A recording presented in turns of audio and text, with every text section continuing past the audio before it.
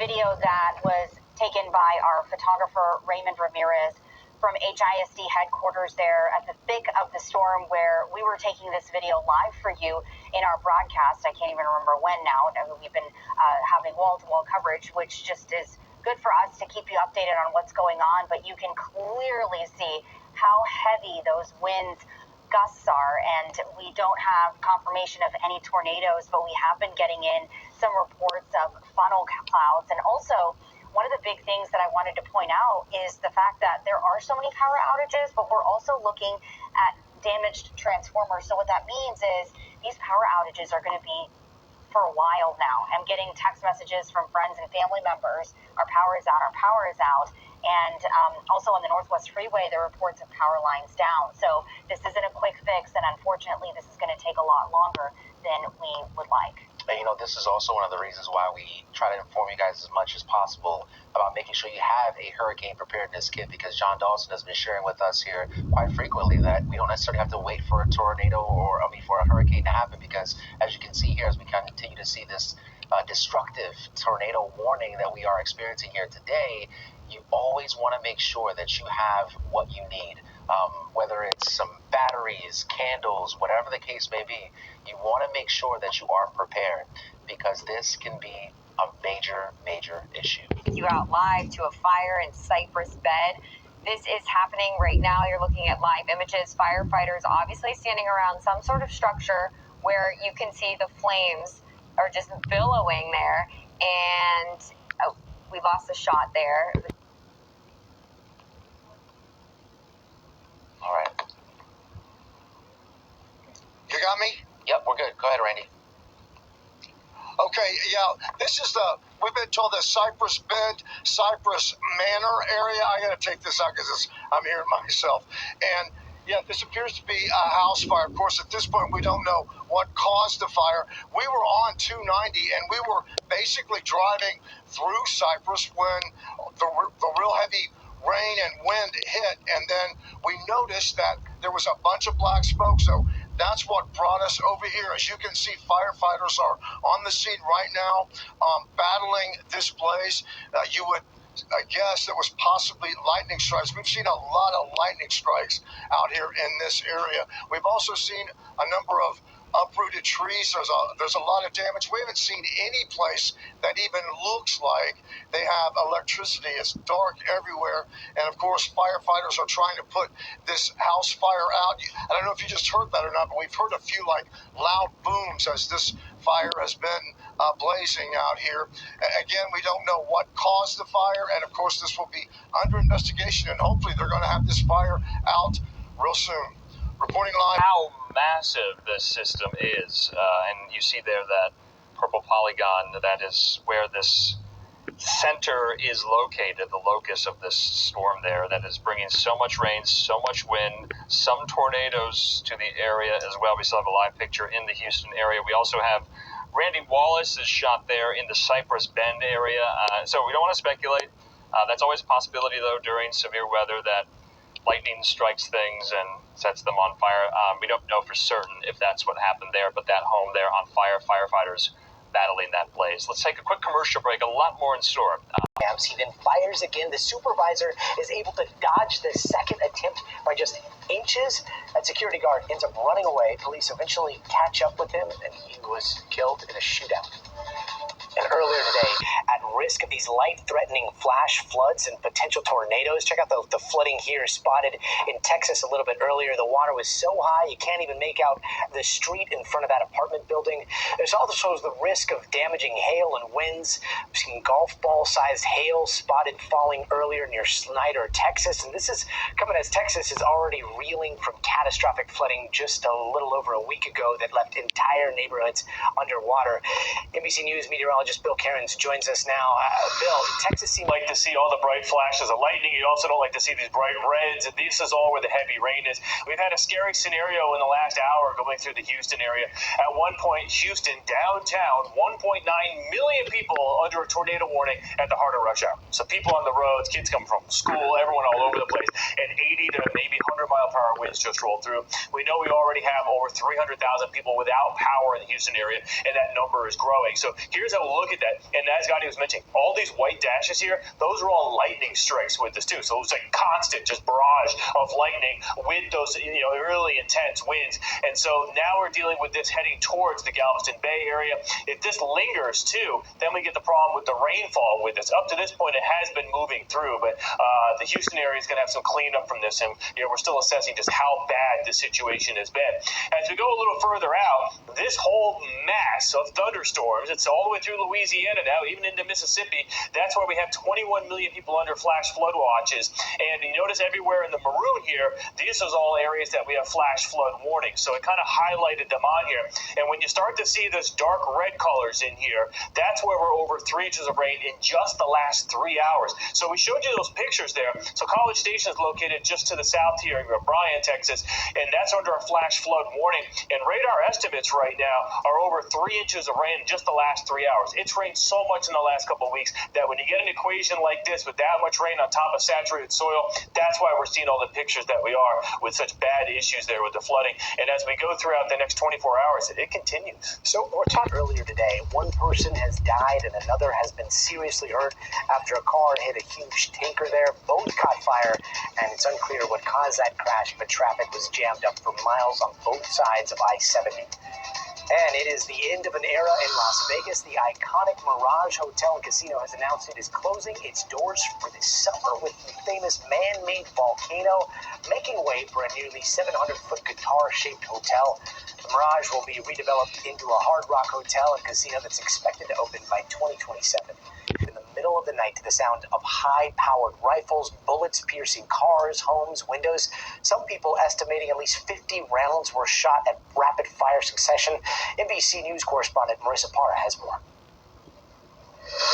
Scotty, I want to show you something. We are just outside of someone's home. This is very much a neighborhood. This is someone's car parked outside of their home. And if you look closely, you can see 2 bullet holes. And Joe, those are just the 2 that you can see when you look up close. I actually counted several others on the other side of the truck there.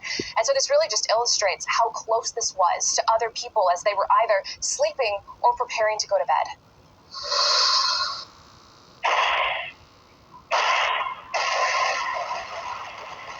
Of gunfire terrorizing neighbors in South Florida. Just after midnight, for 15 seconds straight, the gunfire deafening and unrelenting. Sparks seen lighting up the street as a silver car speeds past, which police say several suspects were targeting with high-powered weapons. The terrifying moments caught on home surveillance cameras in Miami Gardens, a city just north of Miami. Nearby houses, cars bearing bullet holes caught in the crossfire. There was at least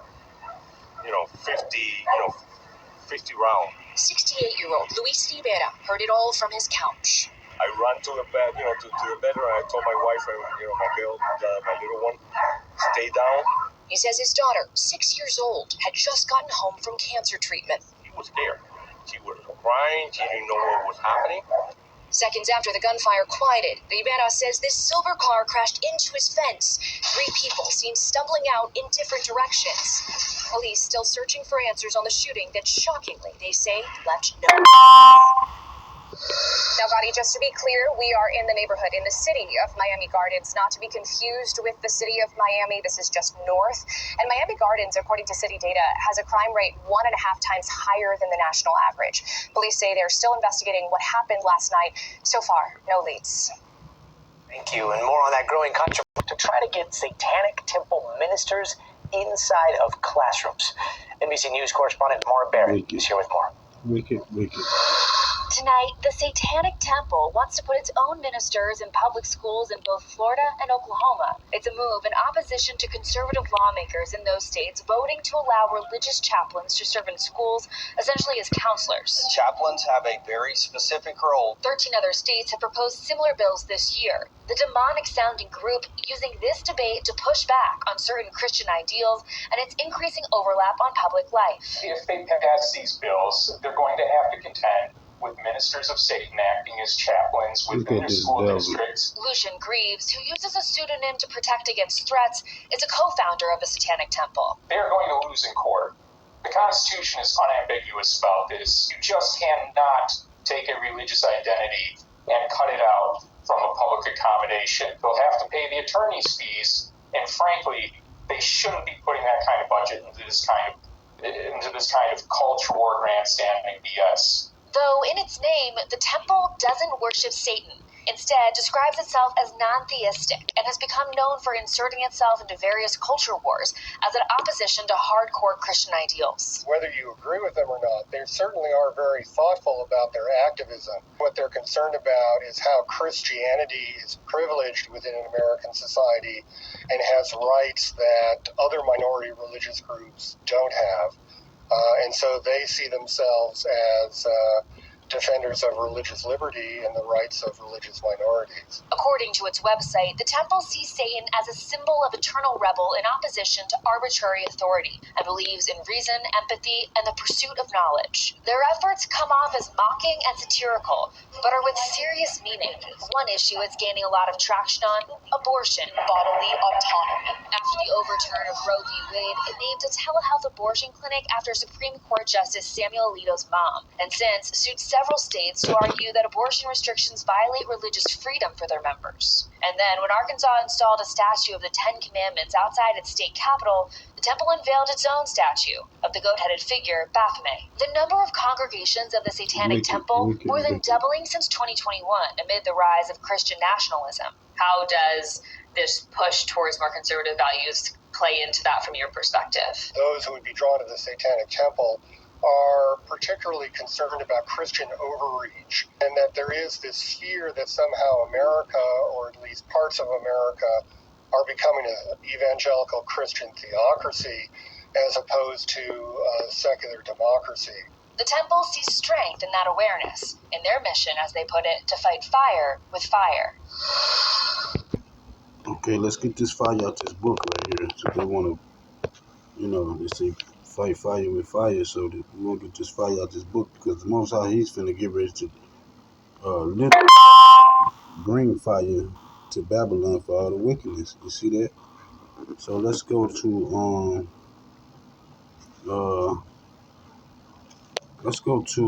Malachi chapter 4. I'm gonna start off at 4 and 4. It says, "Remember ye the law of Moses, my servant, which I commanded unto him in Horeb, for all Israel, with the statutes and judgments. Behold, I will send you Elijah the prophet before the coming of the great and dreadful day of the Lord. And he shall turn the heart of the fathers to the children, and the heart of the children to the fathers, lest I come and smite the earth with a curse."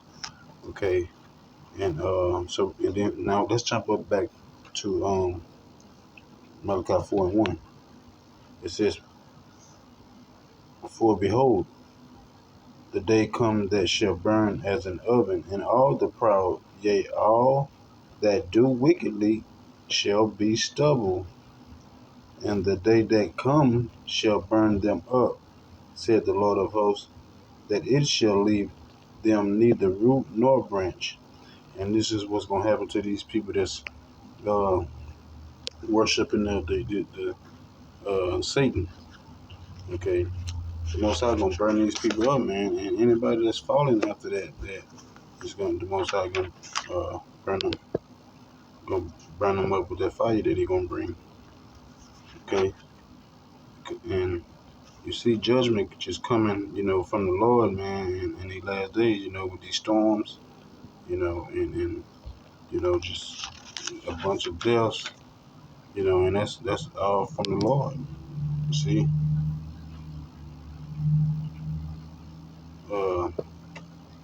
Let's go to another scripture real quick. So let's go to Zechariah chapter 10, and we're going to start at 1.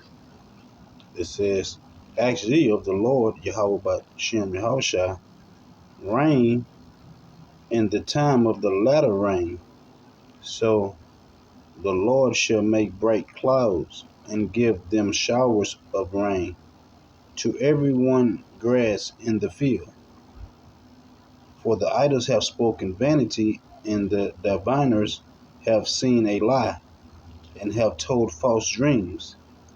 They comfort in vain, therefore they went their way as a flock. They were troubled because there was no shepherd. My anger was kindled against the shepherds, and I punished the goats. For the Lord Yahushua of hosts had visited his flock, the house of Judah, and had made them as his goodly horse in the battle. Okay, see that? So the Most High is judging everyone who do wickedly, and everybody who's out here idol worshiping. You know, everybody following after false gods, not the true living power of Yahweh, and calling on the true name of Yahweh and His Son Yahweh Shai. You know, the Most High gonna bring judgment. You know, and you know, he tell you and give you warning all through the scriptures. You know, about the latter days, and you know what He gonna do. You know, so that's why it's important, man, to repent. You know, because all these storms and stuff that's happening. You know, the Most High. You know, He's in the midst of all that. So let's go to let's go to Amos chapter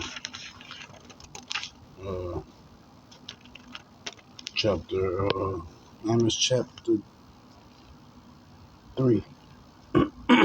It's like 3 and 1. It says, hear this word that the Lord Yahweh Ba'ashem Yahushua has spoken against you, O children of Israel, against the whole family which I brought up from the land of Egypt, saying, you only have I known of all the families of the earth. Therefore I will punish you for all your iniquities. See? So the Most High only dealing with the house of Israel, you know, which is so-called blacks, Native Americans, and Latinos, you know, and those that's been scattered abroad into the four corners of the earth. You know, so this is the Most High only is speaking to His people in these last days and trying to wake His people up out of this sleep, get them to repent and return back to the true name of Yahweh and His Son Yahweh Shai, and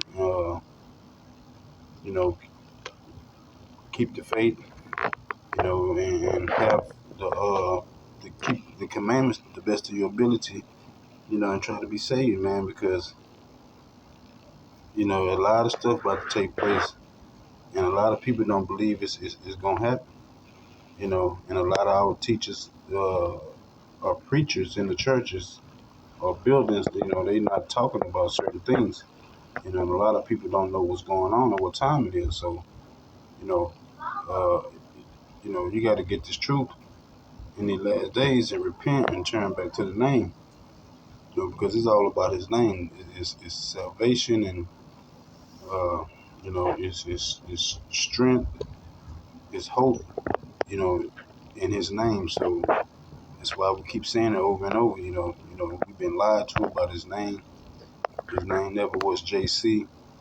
You know, it was all, you know, and you know, the name is being taught. So we're turning back to the name and calling on the name, so that we'll have that. So we'll be safe, saved, or safe under the name. So I wanted to share that with you guys today. I'm gonna get one more scripture because let's see. Let's go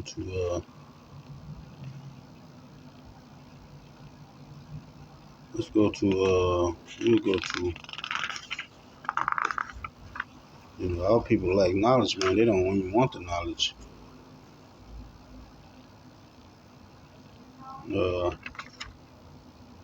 Let's go to Hosea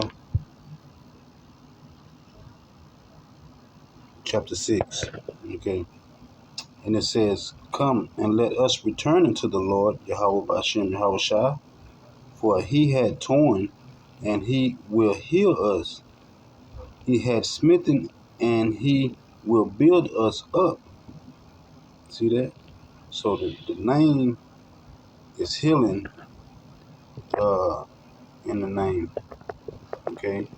So he said if you return unto the Lord, Yahweh, Bashem Yahweh Shai, Ba-Ha means in the Shem name. If we return, he will heal us. You see that? So I want to share that with you guys today. Remember to like the video. I'll be back with the next one. Love, will, and peace.